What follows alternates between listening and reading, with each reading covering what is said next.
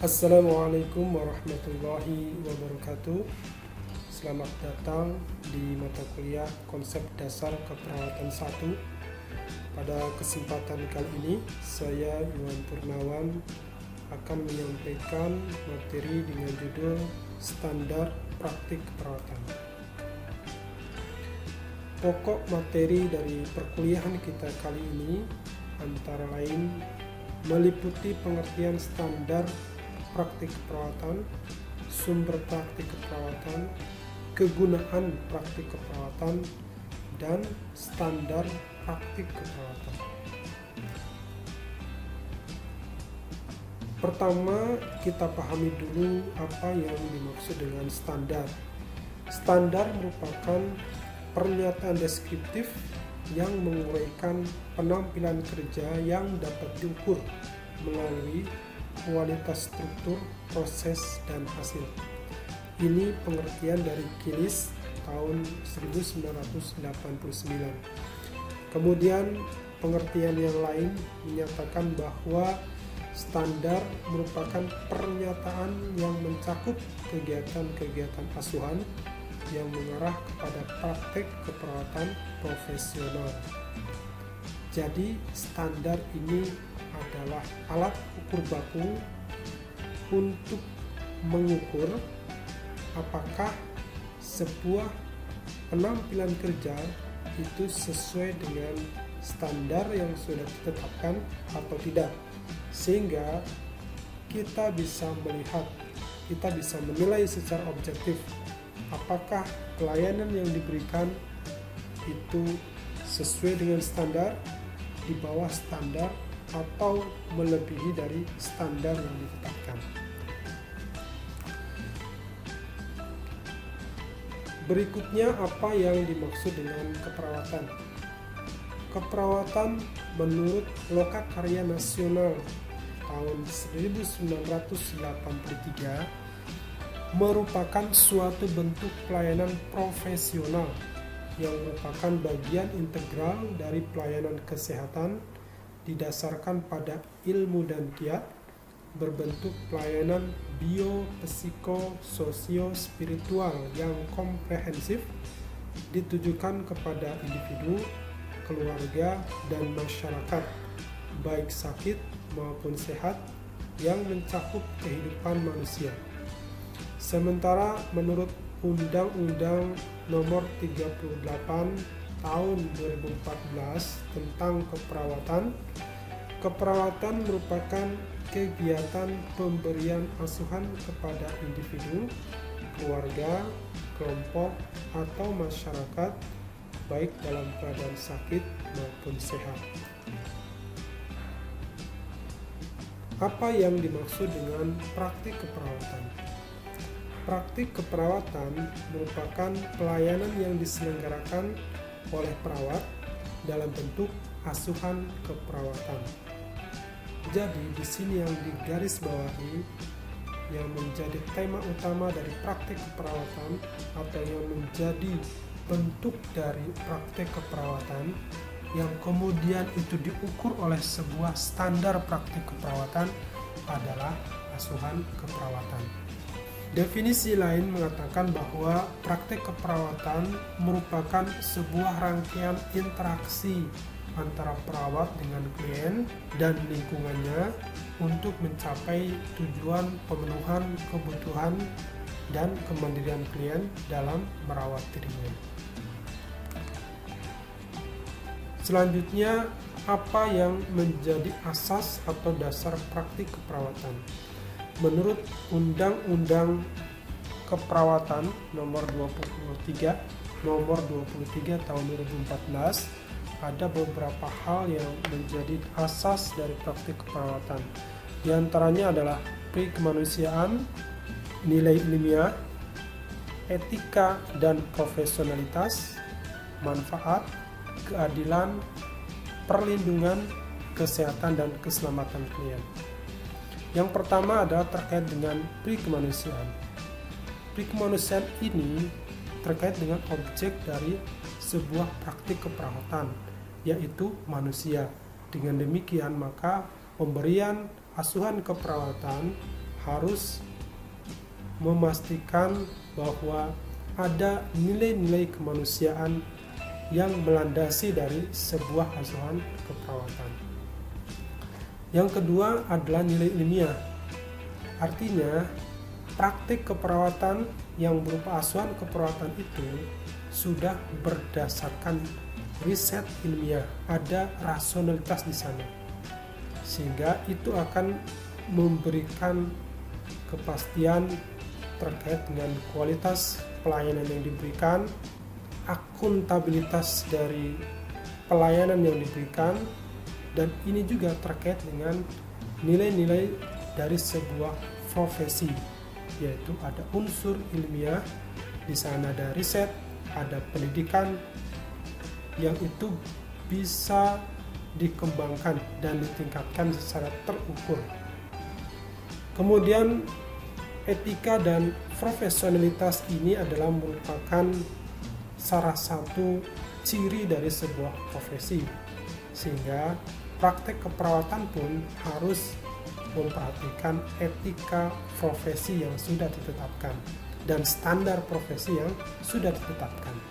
Kemudian praktek keperawatan harus memberikan efek yang menguntungkan, yang memberikan manfaat kepada klien, baik secara individu, kelompok, atau masyarakat. Kemudian asas keadilan. Asas keadilan ini terkait bahwa pemberian asuhan keperawatan harus memperhatikan aspek keadilan. Semua pasien, semua klien tanpa memandang status sosial, ekonomi, kesukuan, dan lain sebagainya mendapatkan perlakuan yang sama sesuai dengan kebutuhan mereka pada saat itu berdasarkan pengkajian, penegakan diagnosa, dan perencanaan keperawatan.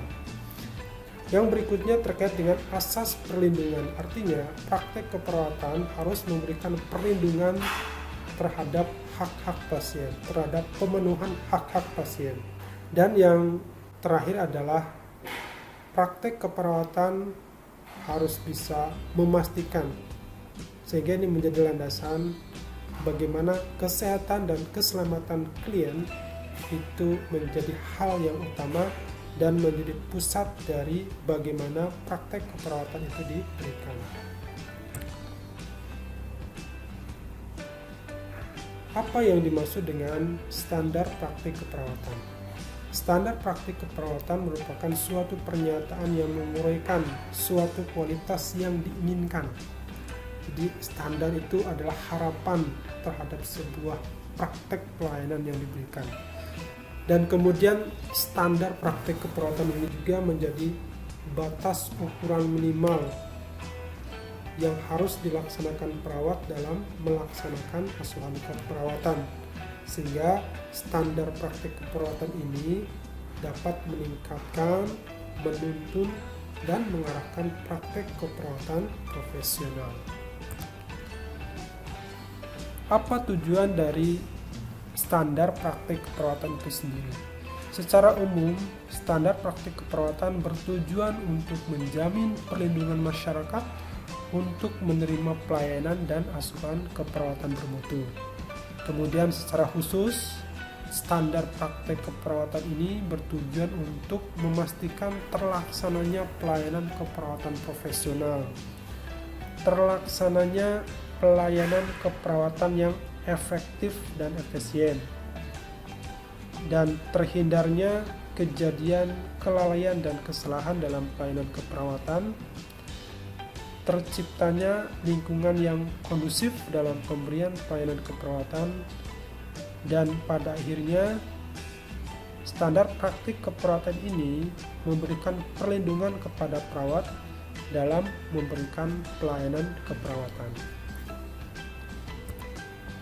Hal ini bisa dilihat dari apa yang dapat diambil dari standar praktik keperawatan itu, baik bagi perawat, baik bagi rumah sakit, profesi perawat itu sendiri, dan profesi lainnya seperti dokter, farmasi, gizi, dan lain sebagainya. Bagi perawat sendiri, standar praktik keperawatan dapat menjadi pedoman yang membimbing perawat dalam penentuan tindakan keperawatan yang dilakukan terhadap klien. Kemudian bagi rumah sakit, standar ini akan meningkatkan efisiensi dan efektivitas pelayanan keperawatan di rumah sakit. Bagi profesi perawat itu sendiri, standar praktik keperawatan ini menjadi alat perencanaan untuk mencapai target dan sebagai ukuran evaluasi. Dengan keberadaan standar ini, maka organisasi profesi dapat melihat seberapa banyak dan seberapa bagus kualitas pelayanan keperawatan yang diberikan oleh anggota profesinya, sehingga mereka bisa mengambil kebijakan untuk meningkatkan pelayanan keperawatan melalui berbagai mekanisme, mulai dari penetapan standar, kemudian pelatihan-pelatihan, dan lain sebagainya.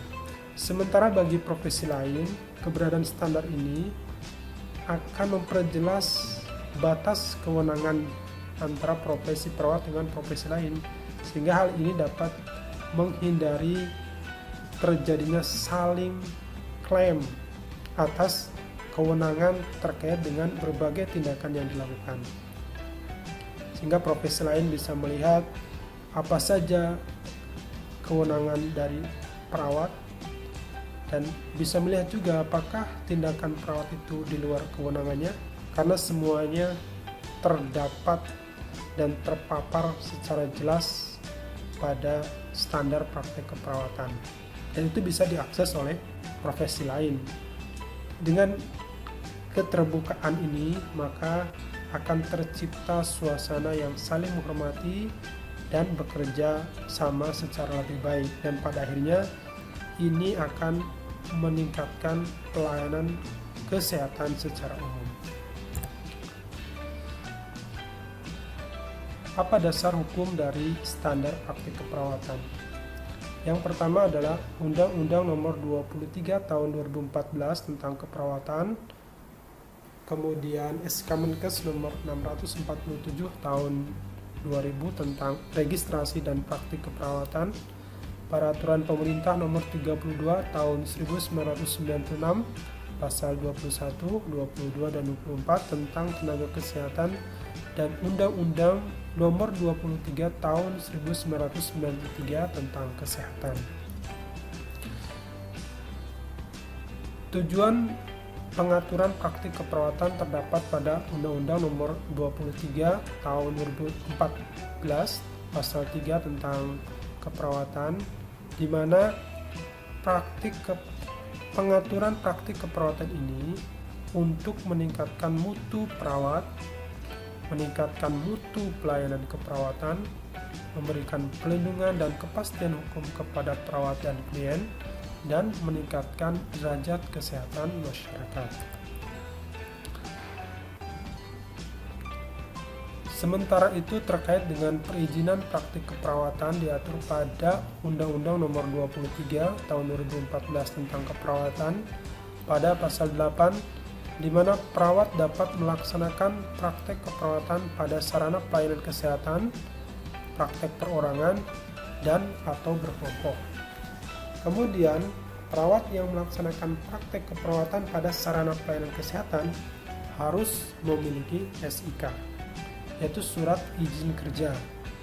Sementara perawat yang melakukan praktek perorangan atau berkelompok harus memiliki SIPP, surat izin praktek perawat, yang salah satu syaratnya adalah dia memiliki SIK.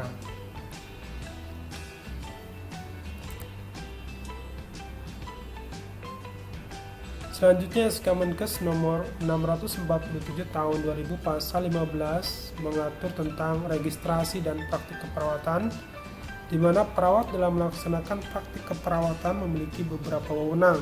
Di antaranya adalah melaksanakan asuhan keperawatan yang meliputi pengkajian, penetapan diagnosa keperawatan, perencanaan, melaksanakan tindakan keperawatan atau implementasi, dan evaluasi keperawatan. Tindakan keperawatan sebagaimana dimaksud pada ayat 1, yaitu asuhan keperawatan, meliputi intervensi keperawatan, pendidikan, dan konseling kesehatan.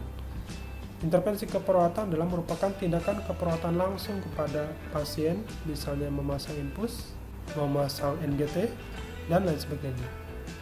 Sementara pendidikan dan konseling kesehatan adalah berupa intervensi keperawatan yang tujuannya adalah untuk meningkatkan pengetahuan dan pemahaman dari pasien dan keluarga terkait dengan penanganan masalah kesehatan yang dialami oleh pasien dan keluarga.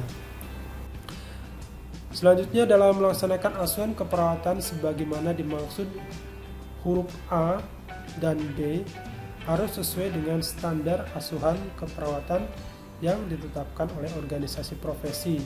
Dalam hal ini adalah PPNI. Dan yang terakhir, pelayanan tindakan medis hanya dapat dilakukan berdasarkan permintaan tertulis dari dokter. Seperti kita ketahui, ada beberapa tindakan medis yang itu didelegasikan kepada perawat. Contohnya pemasangan infus, injeksi, atau penjahitan luka.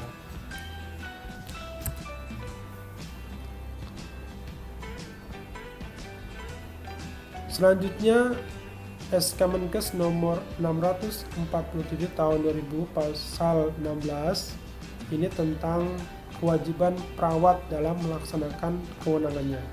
Apa kewajiban perawat dalam melaksanakan kewenangannya tersebut? Yang pertama adalah menghormati hak pasien, merujuk kasus yang tidak dapat ditangani. Ini tujuannya adalah untuk memastikan bahwa pasien mendapatkan penanganan yang terbaik. Selanjutnya, menyimpan rahasia sesuai dengan peraturan perundang-undangan yang berlaku. Dalam hal ini adalah rahasia pasien, termasuk data-data yang ada di dalam rekam medik pasien tidak boleh diketahui oleh orang lain.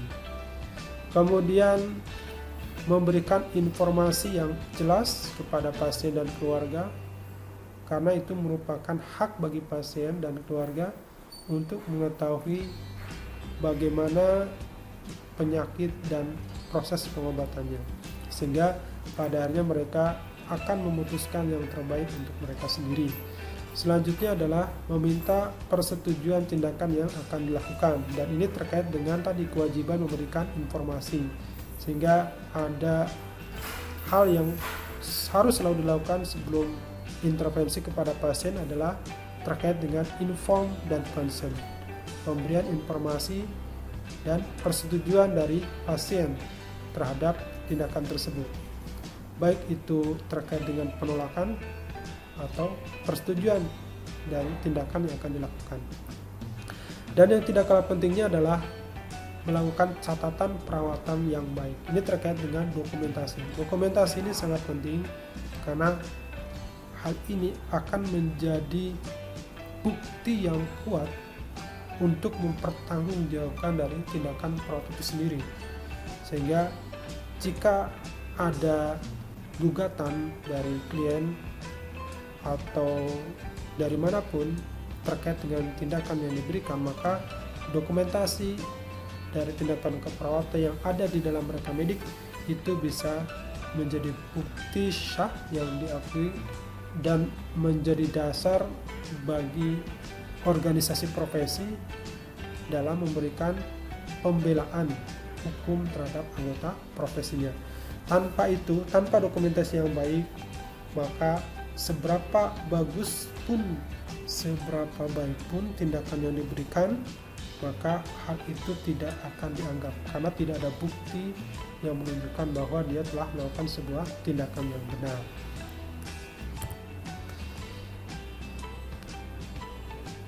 Berikutnya, pasal 20 terkait dengan bagaimana pelayanan keperawatan dalam kondisi darurat.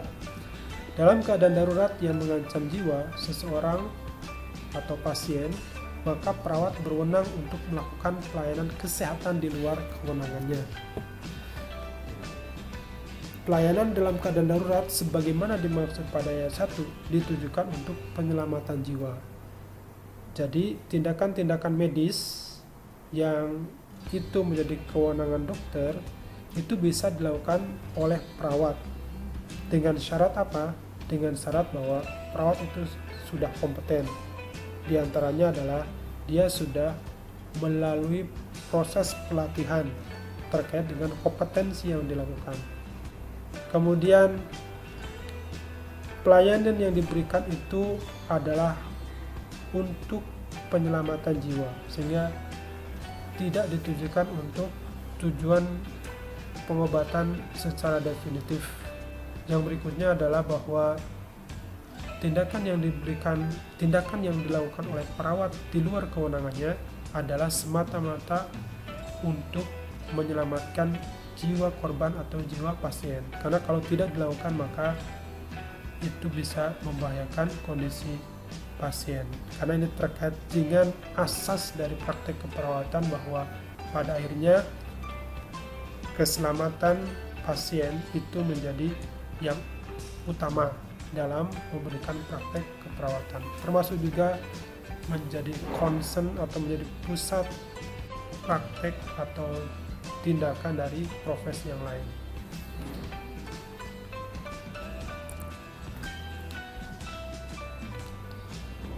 Kemudian pada Peraturan Pemerintah RI Nomor 32 Tahun 1996 tentang tenaga kesehatan, pasal 21 ini terkait dengan perlindungan hukum. Yang menjadi dasar dari praktek keperawatan selanjutnya adalah terkait dengan standar profesi dan perlindungan hukum. Ini ada pada PP Peraturan Pemerintah Republik Indonesia Nomor 32 Tahun 1996 tentang tenaga kesehatan, yaitu pada pasal 21. Setiap tenaga kesehatan dalam melakukan tugasnya berkewajiban untuk mematuhi standar profesi tenaga kesehatan.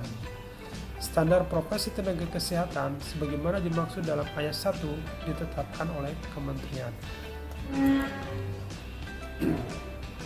Pada pasal 22 tentang kewajiban tenaga kesehatan dalam pelaksanaan tugas, di sini pasien berhak atas ganti rugi apabila dalam pelayanan kesehatan sebagaimana dimaksud dalam pasal 22 mengakibatkan terganggunya kesehatan, cacat atau kematian yang terjadi karena kesalahan atau kelalaian.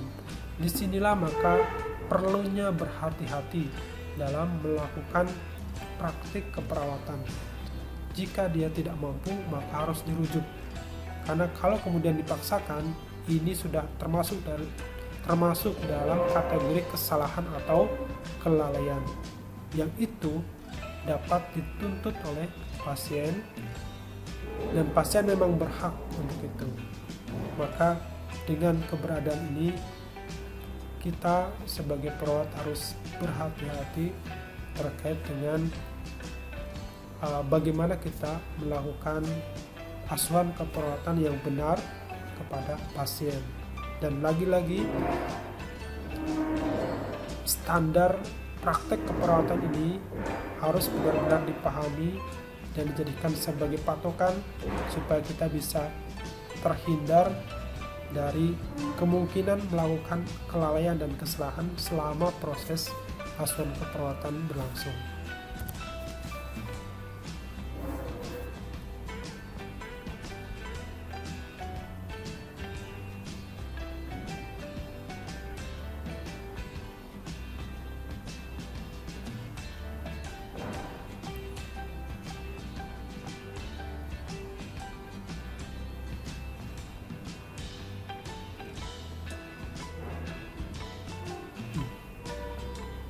Ini adalah beberapa hal yang bisa dituntut oleh pasien dan menjadi alasan pasien untuk menuntut dan meminta ganti rugi terkait dengan kesalahan dan kelalaian yang dilakukan oleh tenaga kesehatan, termasuk perawat dalam ini.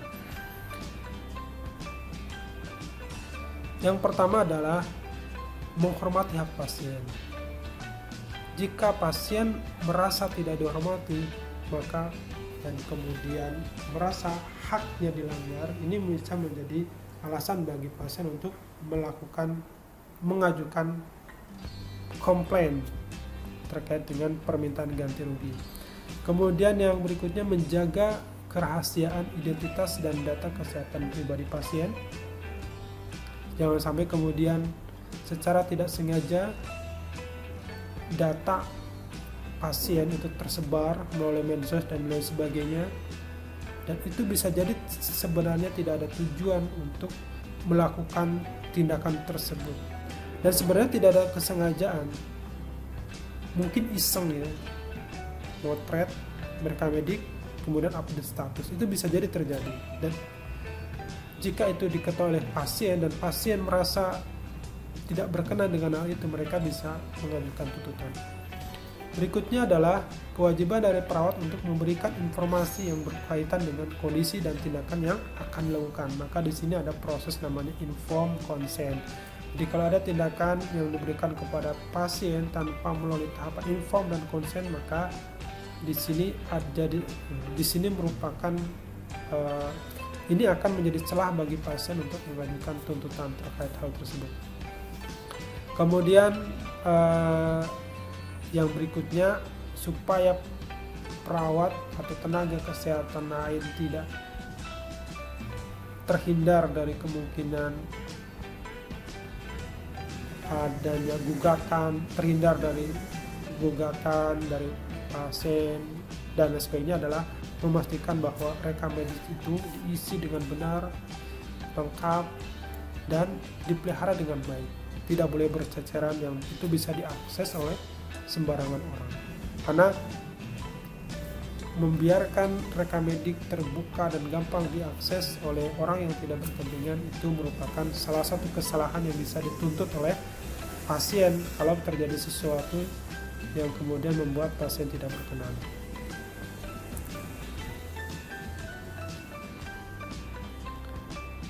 Pada pasal 24 Peraturan Pemerintah RI Nomor 32 Tahun 1996, di sini terkait dengan pelindungan hukum terhadap tenaga kesehatan, di mana pelindungan hukum diberikan kepada tenaga kesehatan yang melakukan tugasnya sesuai dengan standar profesi tenaga kesehatan. Nah, ini yang di bold, ini standar profesi. Jadi standar profesi inilah yang menjadi alat ukur apakah yang dilakukan oleh anggota profesinya benar atau tidak.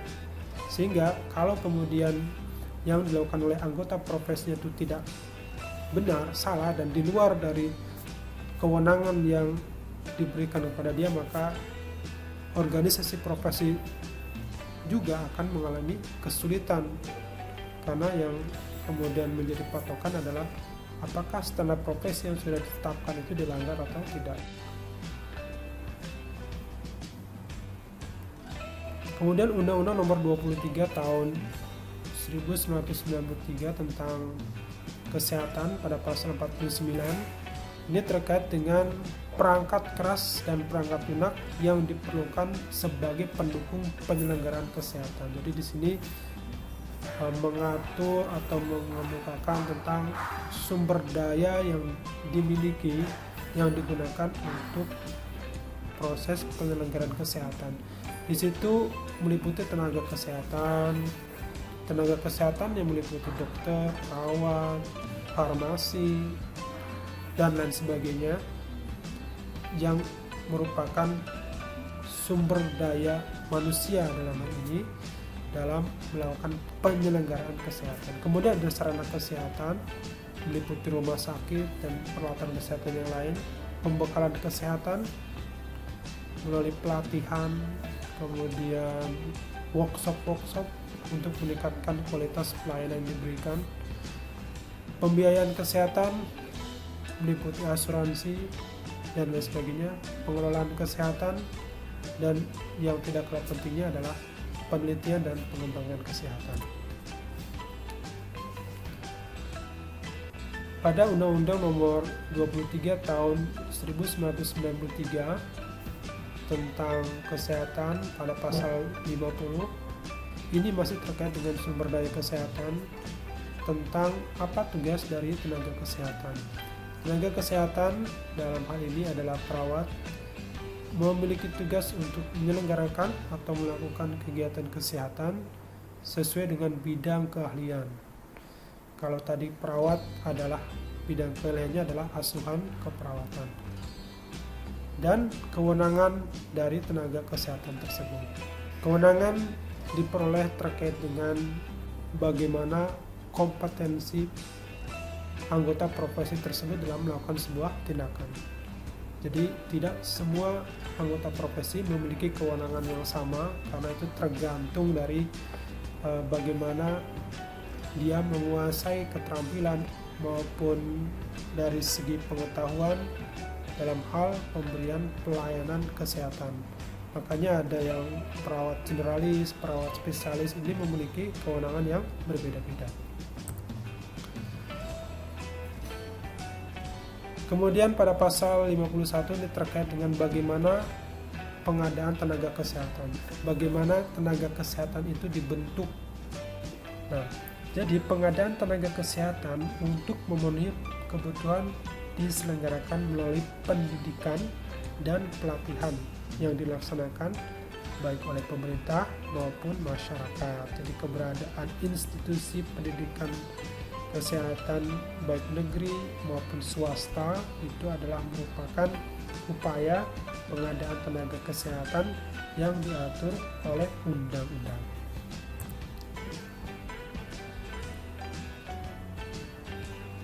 Kemudian apa ruang lingkup dari praktek keperawatan? Praktek keperawatan dalam hal ini meliputi pemberian ASKEP atau asuhan keperawatan kepada individu, keluarga, kelompok, dan masyarakat dalam menyelesaikan masalah kesehatan dari yang sederhana hingga kompleks. Kemudian memberikan tindakan keperawatan langsung kepada klien, melakukan pendidikan kesehatan, kemudian konseling dalam rangka pemenuhan kebutuhan dasar dan upaya memandirikan klien. Nah, jadi memang fokus dari asuhan keperawatan adalah pemenuhan kebutuhan dasar.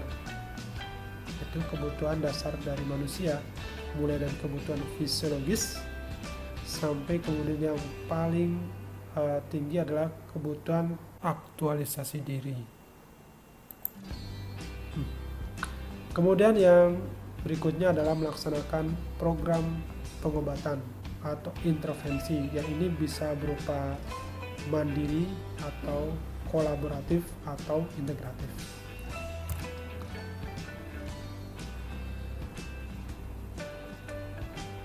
Pembahasan selanjutnya adalah terkait dengan standar asuhan keperawatan. Asuhan keperawatan merupakan rangkaian kegiatan sistematis yang menggunakan pendekatan proses keperawatan yang meliputi pengkajian, diagnosa keperawatan, perencanaan, pelaksanaan, dan evaluasi. Standar yang pertama ini terkait dengan pengkajian, di mana perawat mengumpulkan data yang akurat dan komprehensif terkait dengan situasi dan kondisi kesehatan klien. Beberapa kriteria yang menjadi alat ukur dari kualitas pengkajian ini. Yang pertama adalah mengumpulkan data secara primer dan sekunder dengan menggunakan instrumen yang relevan secara sistematis dan berkelanjutan sesuai dengan standar asuhan keperawatan. Kemudian yang berikutnya, memprioritaskan aktivitas pengumpulan data berdasarkan kondisi klien yang nyata dan terkini atau mengantisipasi kebutuhan klien. Jadi di sini ada pembentukan urutan prioritas dari masalah yang akan diselesaikan. Baik itu berdasarkan apakah ini merupakan masalah aktual atau masih resiko, atau bisa juga urutan prioritas berdasarkan dari tingkat kegawat daruratannya. Kemudian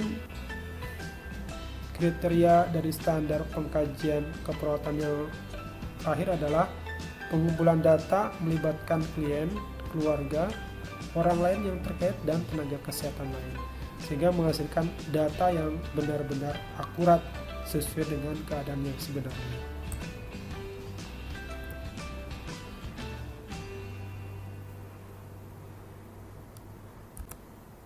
Standar yang lain terkait dengan pengkajian adalah mengumpulkan data dengan menggunakan teknik pengkajian yang tepat dan sesuai, mendokumentasikan data yang relevan dengan menggunakan format yang baku, dan yang terakhir adalah pengkajian sesuai dengan standar asuhan keperawatan yang ditetapkan. Standar yang kedua terkait dengan diagnosa keperawatan, di mana perawat menganalisis data dari hasil pengkajian untuk menetapkan diagnosa atau isu-isu keperawatan lainnya. Kriteria yang menjadi patokan dari penilaian diagnosa keperawatan diantaranya adalah melakukan proses diagnosis yang terdiri dari analisis dan interpretasi data yang menyeluruh, identifikasi masalah klien, dan perumusan diagnosa keperawatan. Kemudian melakukan validasi diagnosa dengan klien, keluarga, orang atau pihak lain yang berhubungan dan sejawat tenaga kesehatan lain.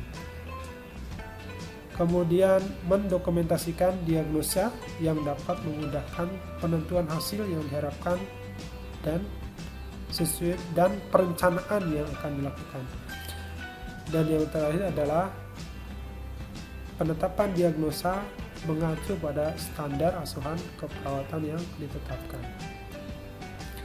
Tahap yang ketiga atau standar yang ketiga adalah perencanaan keperawatan. Di sini perawat mengembangkan rencana yang menggambarkan strategi dan alternatif untuk mencapai hasil yang diharapkan. Beberapa kriteria yang menjadi patokan atau menjadi dasar penilaian kualitas perencanaan keperawatan diantaranya memformulasikan tujuan bersama klien dan tenaga kesehatan lain sesuai dengan standar asuhan keperawatan. Kemudian tujuan disusun secara realistik dikaitkan dengan sumber kemampuan dan budaya klien. Rencana dibuat secara spesifik sesuai kondisi dan kebutuhan klien dan berkesinambungan, dan mengembangkan rencana bersama klien dan tenaga kesehatan yang terkait.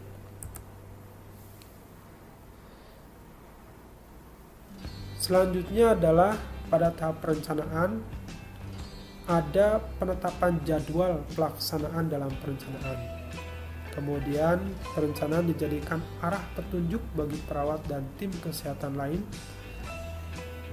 Perencanaan keperawatan juga harus mempertimbangkan dampak ekonomi dalam perencanaan, sehingga di sini harus bersifat efisien mungkin tapi hasilnya efektif. Selanjutnya adalah menggunakan bahasa dan terminologi yang lazim dalam dokumentasi rencana keperawatan, karena untuk menghindari adanya miskomunikasi baik antar profesi perawat, antara perawat dengan profesi lain, dan bisa juga dengan klien sebagai penerima asuhan keperawatan. Kemudian perencanaan mencakup strategi-strategi untuk penanganan setiap diagnosis atau isu-isu yang teridentifikasi.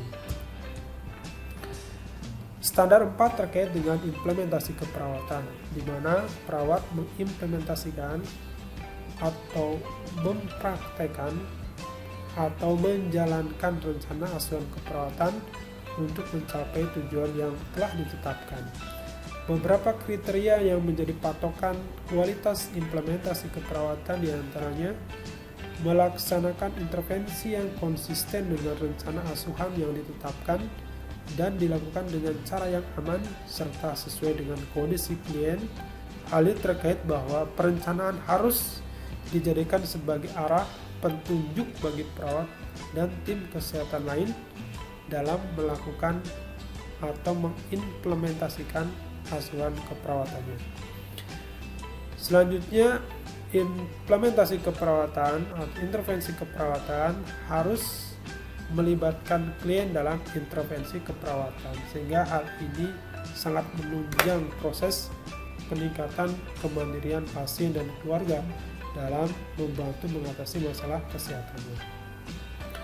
Kolaborasi dengan sejawat perawat untuk melaksanakan rencana keperawatan harus tergambar dalam implementasi keperawatan, karena bagaimanapun asuhan kepada klien itu bersifat multidisiplin. Artinya di situ ada dokter, ada perawat, ada ahli gizi, ada farmasi yang semuanya memiliki tujuan yang sama, yaitu memperbaiki atau mengatasi masalah kesehatan yang dialami oleh pasien.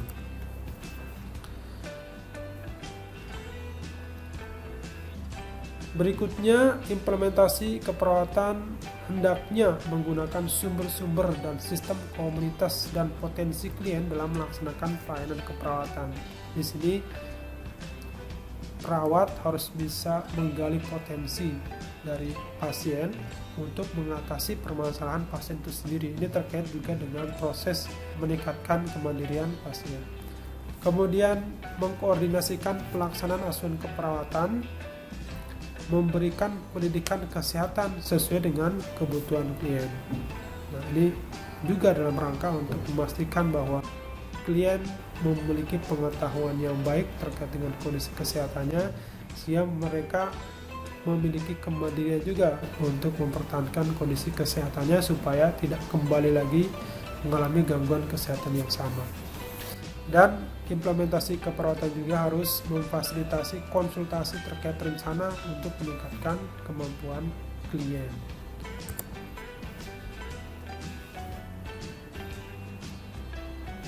Dalam implementasi keperawatan juga harus diperhatikan terkait dengan kewenangan dalam berbagai tindakan, termasuk rujukan, penanganan, dan terapi sesuai dengan ketentuan hukum dan peraturan yang berlaku. Dan yang tidak kalah pentingnya adalah proses dokumentasi pelaksanaan pelayanan keperawatan. Karena tanpa ini, maka pekerjaan yang sudah dilakukan menjadi sia-sia karena tidak terdokumentasi dengan baik. Nah, standar yang terakhir adalah evaluasi keperawatan, di mana perawat mengevaluasi perkembangan dan kemajuan kesehatan klien berdasarkan tindakan yang telah dilakukan. Beberapa kriteria yang menjadi alat ukur kualitas evaluasi keperawatan diantaranya evaluasi dilaksanakan secara sistematis, berkelanjutan dengan berdasarkan kriteria. Kriteria yang dimaksud di sini adalah kriteria keberhasilan dalam penanganan suatu masalah keperawatan. Kriteria keberhasilan penyelesaian masalah keperawatan atau kesehatan itu tertuang dalam Nursing Outcome atau NOC. Yang ini menjadi standar apakah permasalahan keperawatan sudah teratasi sebagian atau belum teratasi, sehingga nanti perawat bisa melakukan modifikasi terkait dengan perencanaan yang akan dilakukan untuk mengatasi permasalahan tersebut. Apakah dilanjutkan, dirubah, atau mungkin ada proses modifikasi.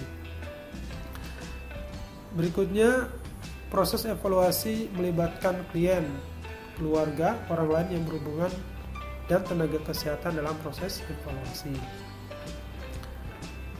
Kemudian evaluasi menggunakan data hasil evaluasi yang berkesinambungan untuk merevisi diagnosa dan rencana asuhan. Sebagaimana kita ketahui bahwa asuhan keperawatan ini merupakan sebuah siklus. Jadi pada tahap evaluasi itu menjadi dasar untuk melakukan pengkajian lebih lanjut, bisa mendapatkan masalah kesehatan yang baru, menentukan diagnosa yang baru, membuat perencanaan keperawatan yang baru juga. Dengan demikian, evaluasi keperawatan ini harus dilakukan secara benar, secara akurat, sehingga menghasilkan data-data yang bisa digunakan untuk perencanaan lebih lanjut terkait dengan penanganan permasalahan klien. Dan yang tidak kalah pentingnya, sebagaimana dengan standar praktik keperawatan yang lain, adalah mendokumentasikan diagnosa, hasil, dan rencana asuhan yang telah direvisi. Ini juga sebagai bukti bagaimana proses penanganan keperawatan pada pasien telah sesuai dengan standar yang telah ditetapkan. Demikian yang bisa saya sampaikan pada kesempatan kali ini. Terima kasih atas perhatiannya. Assalamualaikum warahmatullahi wabarakatuh.